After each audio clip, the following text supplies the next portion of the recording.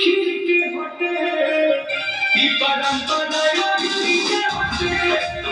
आई मराठा गुरु पीर के होते ई परंपरा योगी के होते जय श्री कृष्ण